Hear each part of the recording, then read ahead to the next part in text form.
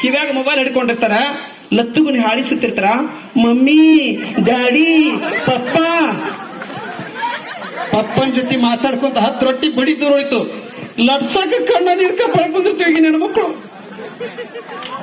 ಅದಕ್ಕೆ ಹೇಳ್ತಾರ, ನಮ್ಮಮ್ಮ ಮಾಡ್ತಿದ್ಲು ಜೋಳದ ಮುದ್ದಿ ಗುಂಡು.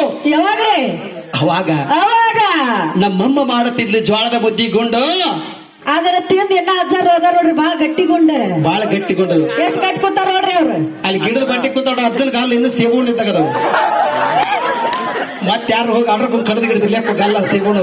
ಅಲ್ಲ ಹುಡುಗರು ಕಡ್ದು ಗಿಡದ್ರಪ್ಪ ಕಡಿಬೇಡ್ರಿ. ಹೌದಲ್ಲ?